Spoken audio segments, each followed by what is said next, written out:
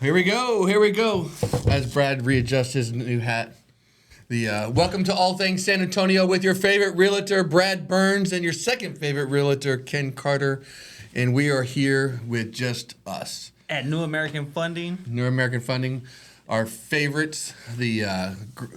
I would call them sponsors. They're kind of sponsors. They do help us quite a bit. We use their podcast studio and everything. Yeah. But it's just the two of us today. Just the two of us. We can make it if we try. You know what? That's a great statement, actually. Like, for anybody. We can make it if we try? You can make it if you try. Yeah. Anyway, that's pretty cool. If you try and don't stop.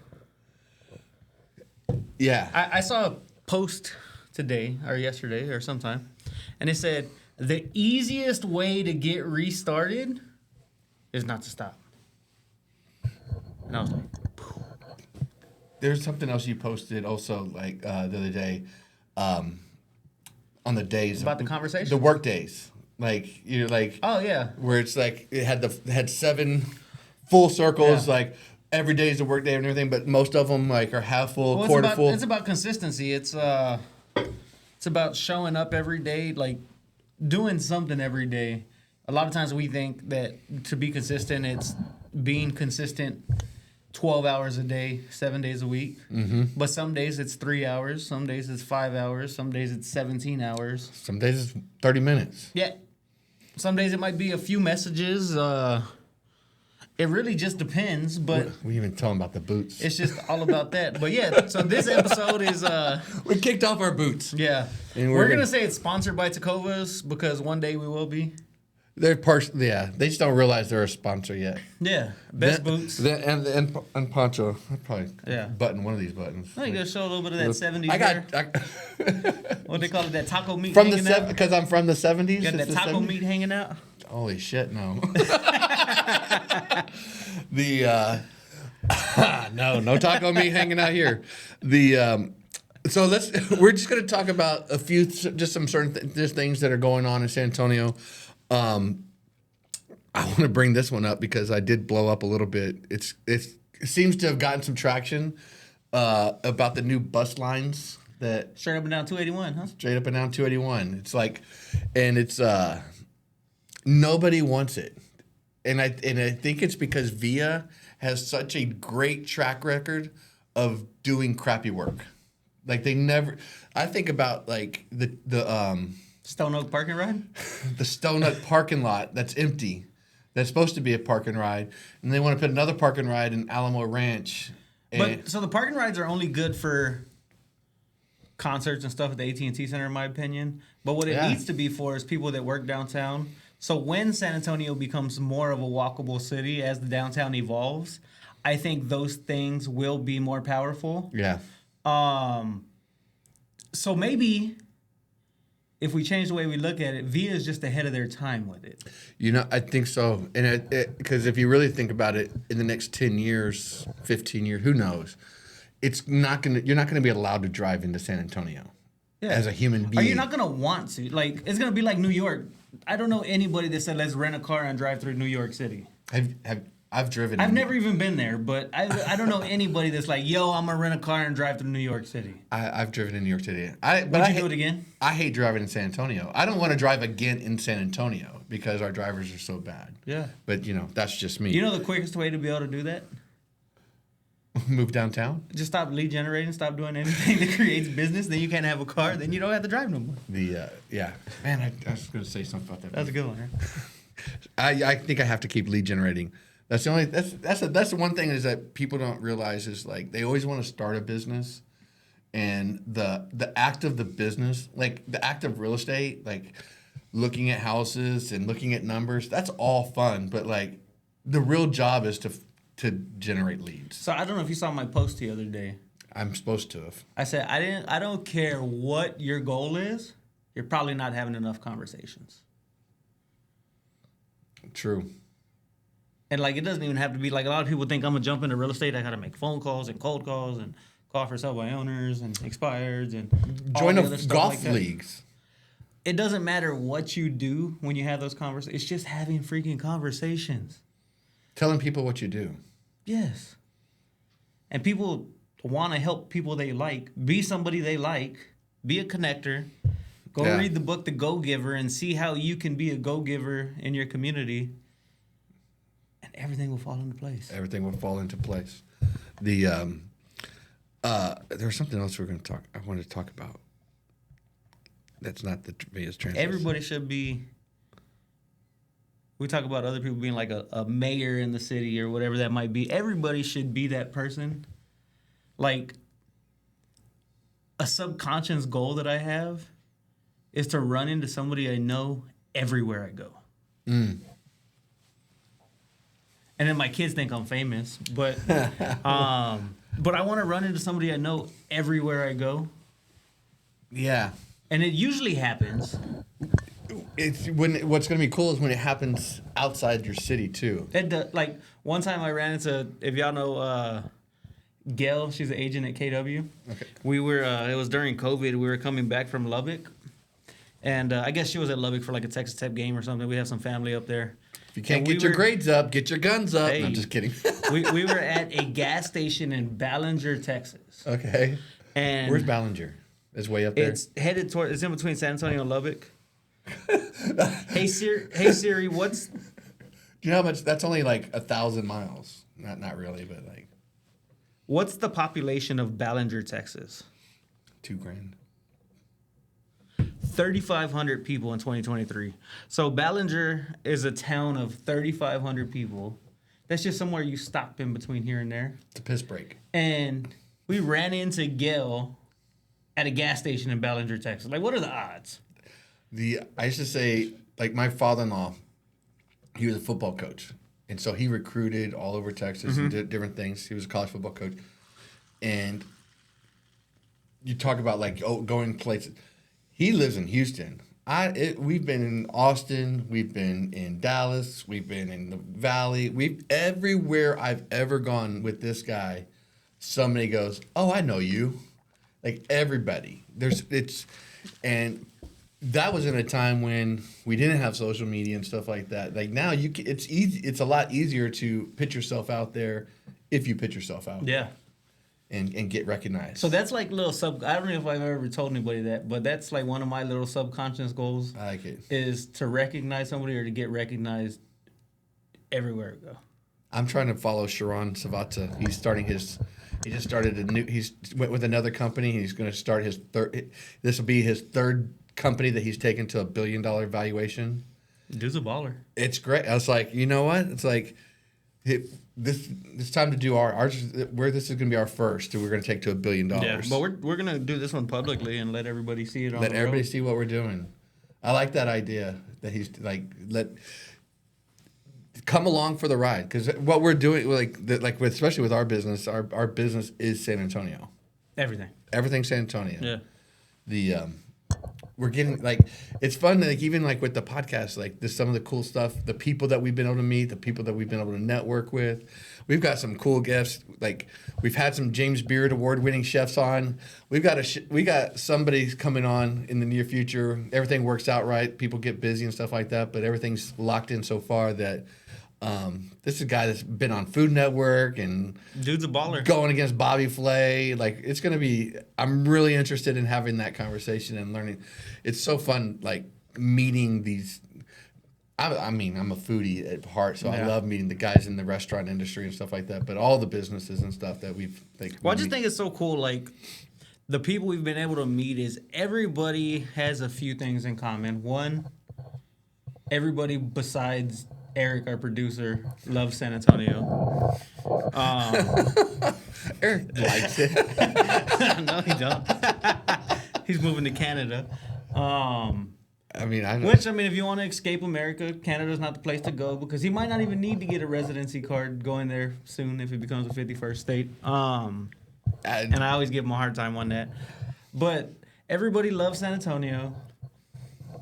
Everybody just wants to do better. And they're all action takers. They are. It's funny, like you say, everybody loves San Antonio. I almost call it a boomerang city. I met a guy last night. I played Hopefully, we'll have this guy Kerry Neester on the podcast soon. He's got a league called the Golf Fellowship. Check it out. They do golf like every week, every Tuesday. Just a little bit of background of that. Like he started this fellowship 19 years ago when his kids were 6 and 7 years old, where he loved to play golf. And I have the same story. Like I used to play golf all the time, and then I went to the corporate world. I used to have a dry cleaners where I couldn't play during the day, and so nights and weekends were always family. And so until I got back into real estate and everything, and just a few years, I didn't play golf like 13. So you took your time back. I took my time. I took like 12 years off, so he was like, "Why do we have to have all this time off?" Because that's a common thing with people that play golf. It's like as soon as they get kids, they don't have time to play golf because the kids should take precedence. They got sports on the weekend, so your weekends are done. And so he created a league that's 9 holes, half of a normal round, but you can play in a couple hours. And they do it on Tuesdays at 5:30. So it's just one day a week, 9 holes. Then have like a little fellowship, grab a beer, grab some food or something like that afterwards. Great conversations. Met a great guy. Spent 26 years in the Air Force. Like literally going all over he had some crazy, like going all over. He worked with embassies, and he's like talking about like how putting things on planes and stuff to make sure like he goes they would buy something. They'd take loans. They would take. This is in the 80s. I'm going on a tangent, but they would take Coors beer that they couldn't get in Germany. They would bring it over to Germany. They'd throw it on a plane that's going over there, go over there, sell it, and get gold for it.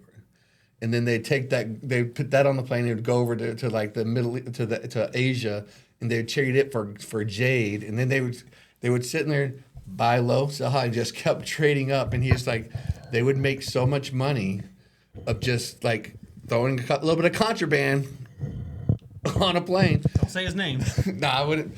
Dude, my dad did the same thing. Like when I lived in Cairo this is 1988, long time ago.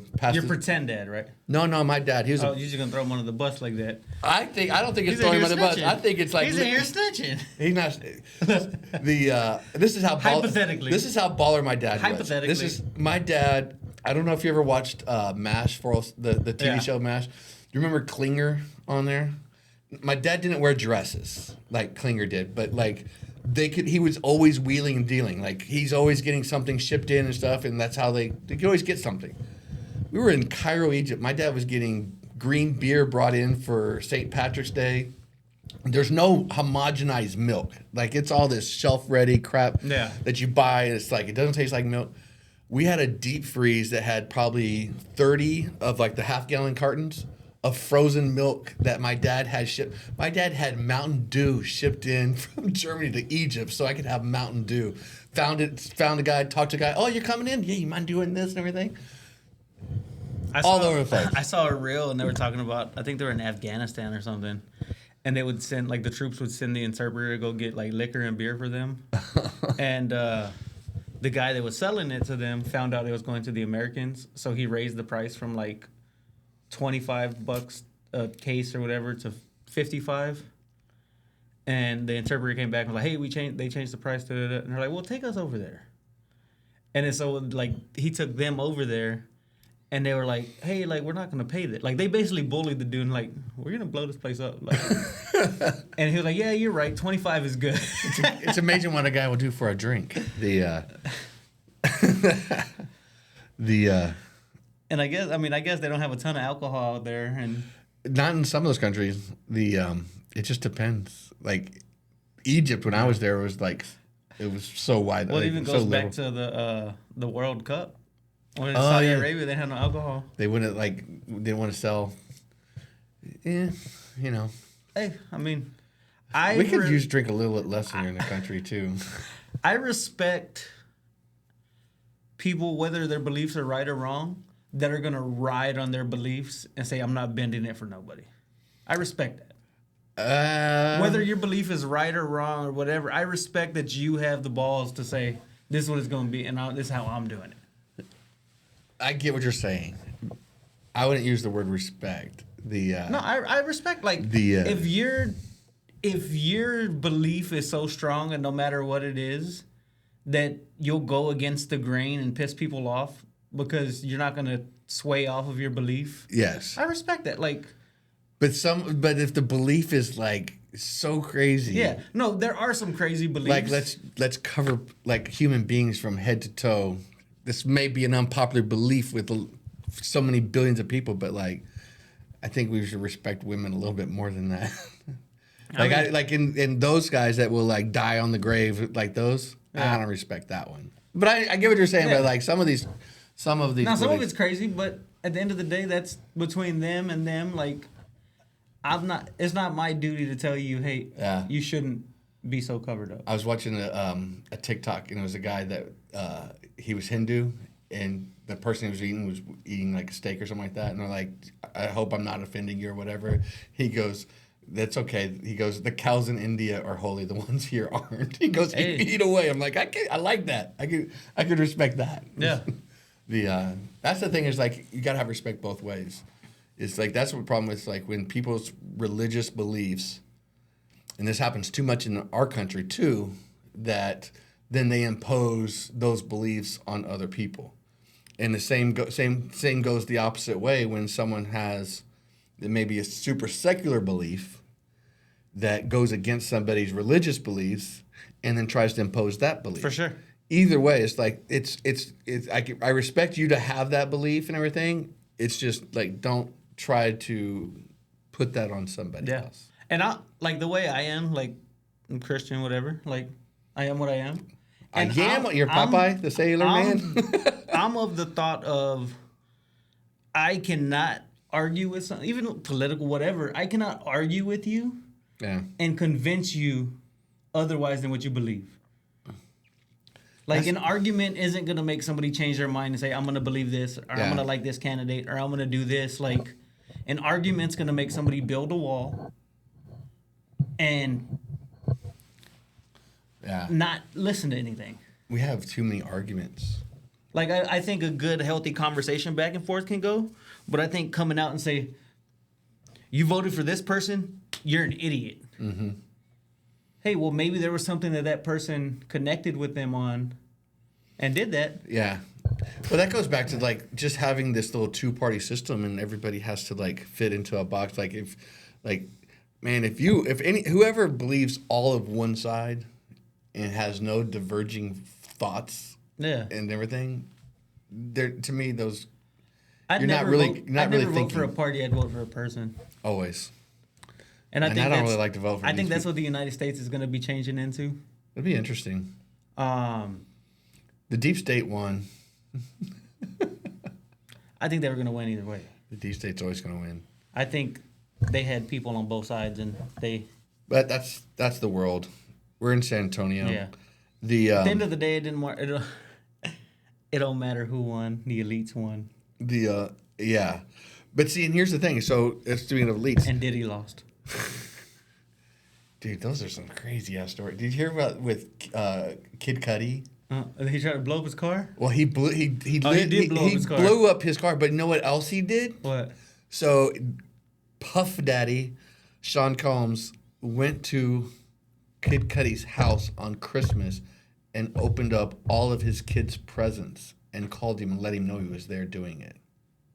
That's what Sean Combs did. You want to laugh. I know you want to laugh. That's crazy? That is so crazy. But that's like...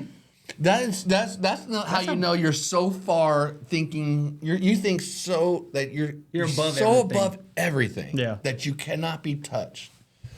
And... you see, R. Kelly is in the hospital.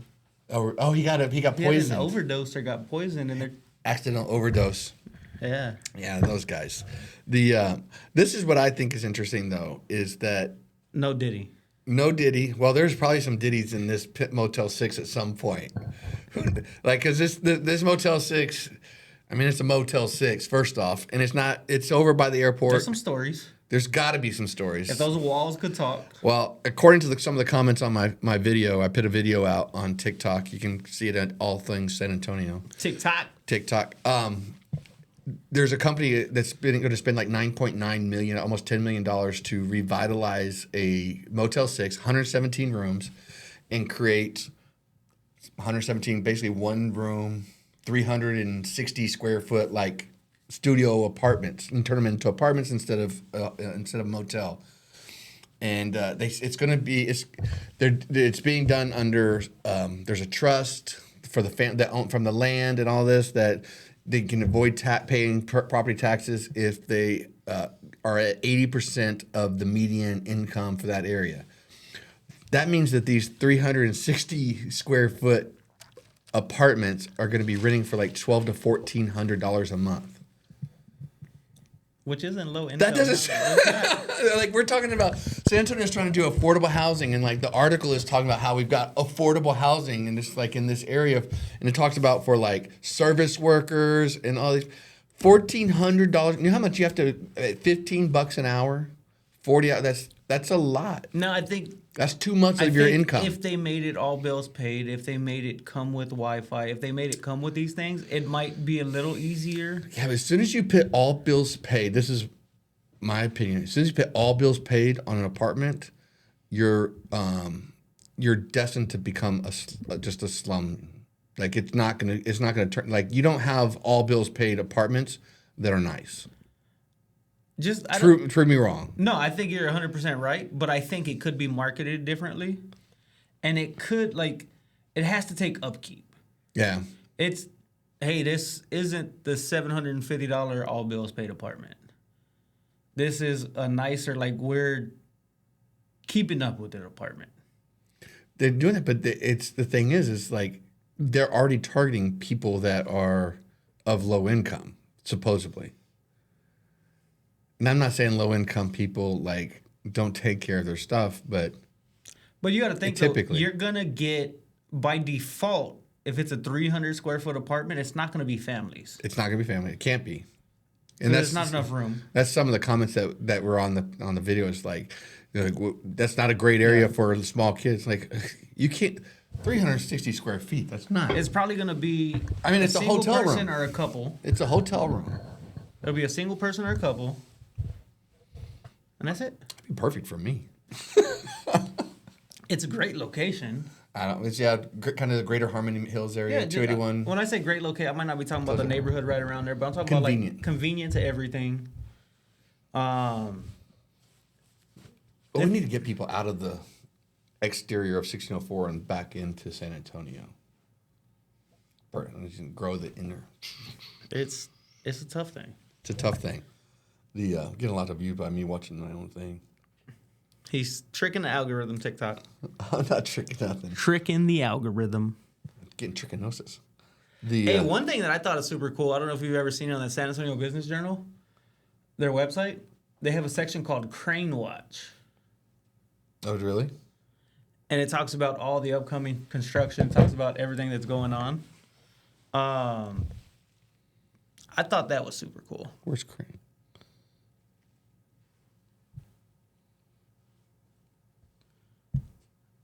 Don't make me a liar, San Antonio Business Journal.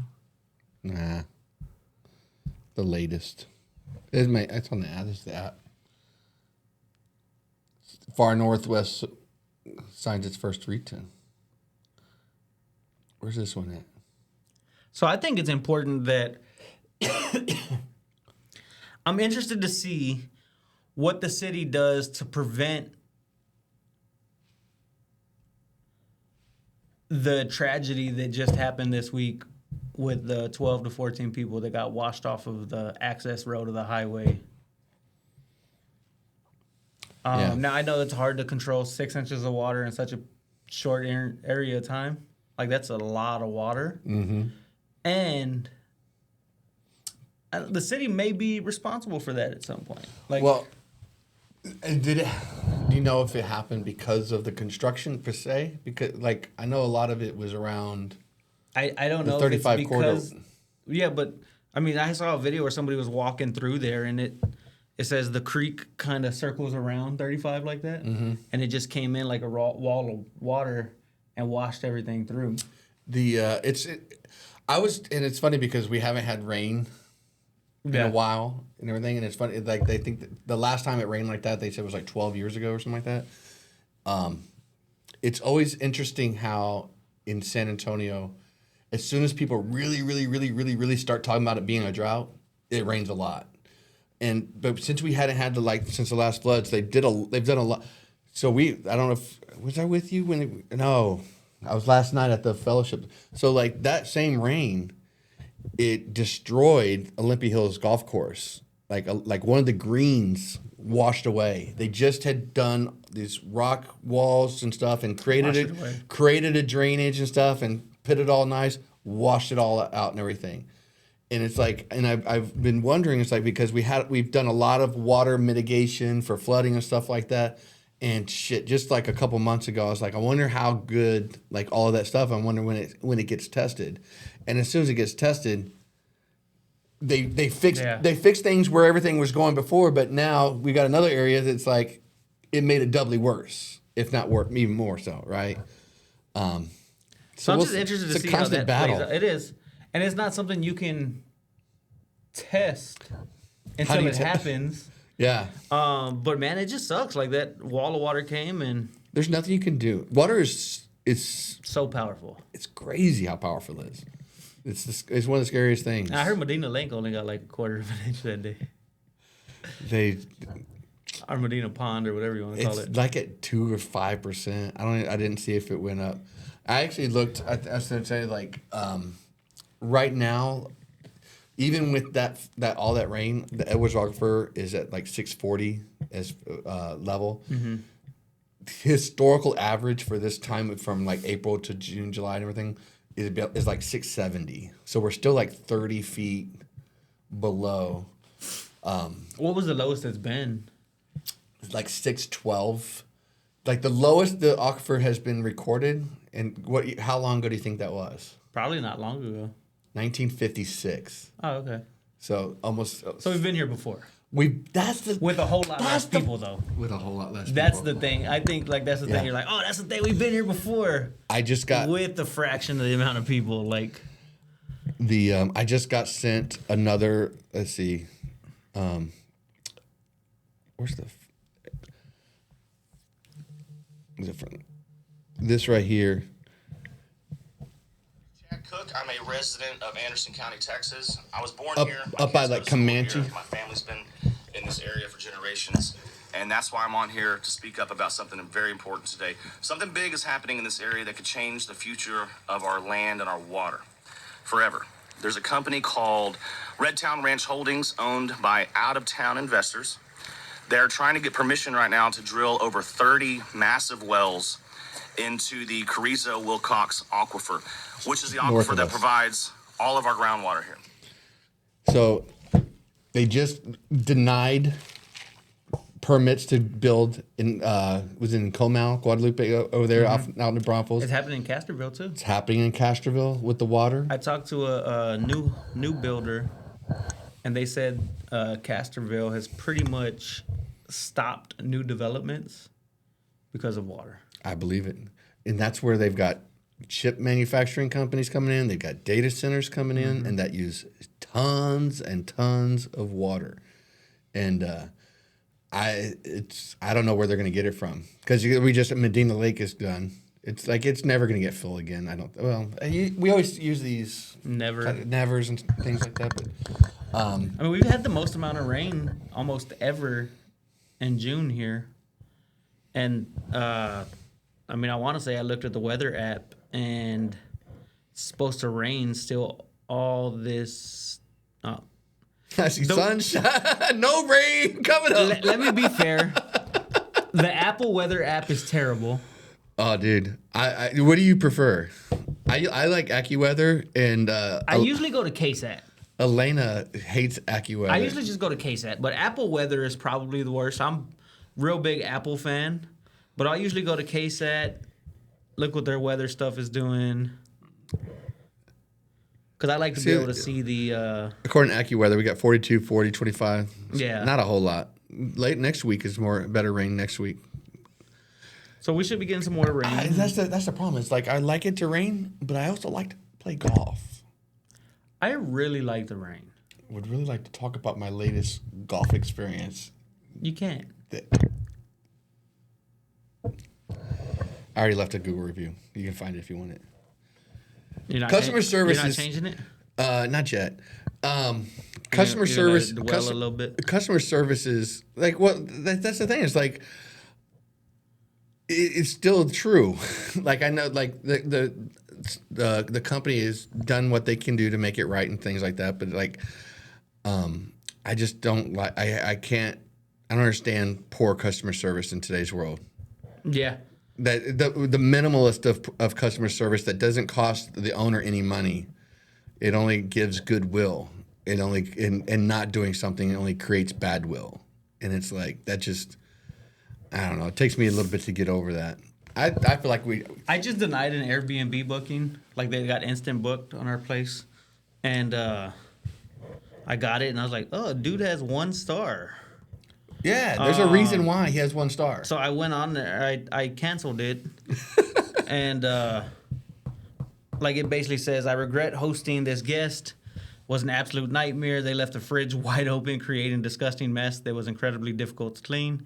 In addition to the mess, they had unapproved guests during their stay, which is a clear violation of our property rules. Unfortunately, they also caused damage to the property, showed no respect to the space. The entire experience was extremely disappointing, and we'll never host them again. Would strongly advise against hosting them." And that's the only review they had. And I was like, your 2-night stay isn't worth having to deal with that. No, not at all. And even if it wasn't that bad, because I mean, sometimes people Leaving a refrigerator door overnight when you leave a place, and like, I will tell you. But the way I see it, could have been a kid ran back inside and accidentally left it open.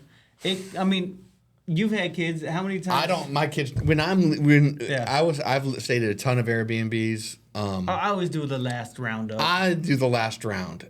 And I will tell you, if you have an Airbnb and in your shower you have a little sticker that says, "Please squeegee the thing," I'm not going to squeegee it. No. I'm not going to do extra. I'll put the towels in the wash machine, but I'm not squeegeeing your shower. The only thing I was like, "Hey, can you take out the trash?" I'll take out the trash. I don't even don't make the beds. Don't start a load. Don't do just do your dishes and take out the trash. That's easy enough. Yeah. I'm not going to make somebody do extra work. And same thing, Especially on vacation. I had a conversation with a couple people this weekend or a couple weekends ago.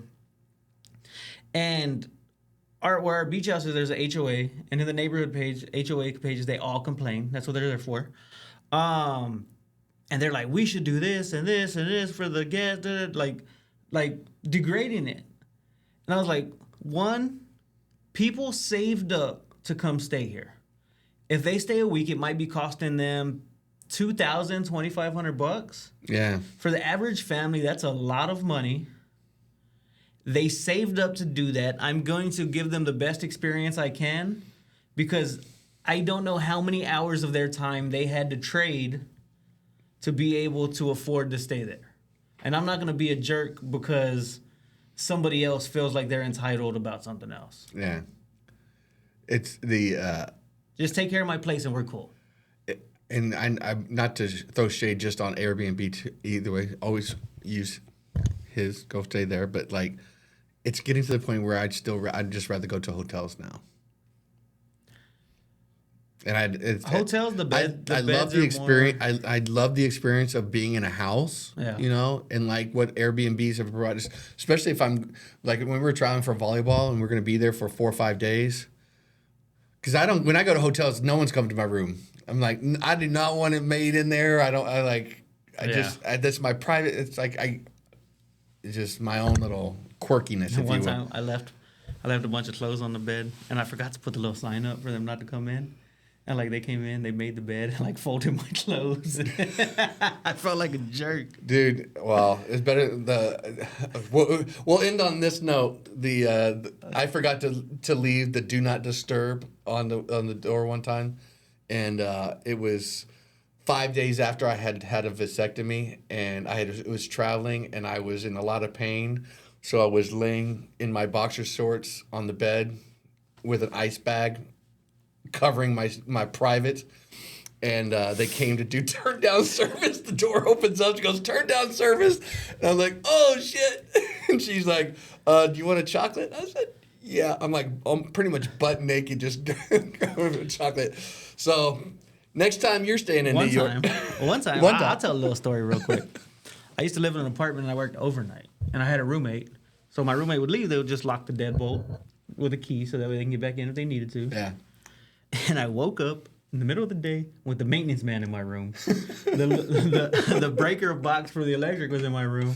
And like woke up, rolled over, and like the dude's just in there like working on the box. And I'm like, yo. Hello. And me being me, I did the right thing. I rolled over and went back to sleep. Just So take finish care up- of that. Yeah, lock the door when Do you're your done. thing. And Do your thing. Like and subscribe. Did you Peace. see that? Yeah. All right. Appreciate Sponsored it. by Tecovas. And New American Funny. Yeah. New American Funny. Tecovas. Send us some Poncho. boots. Peace. And real.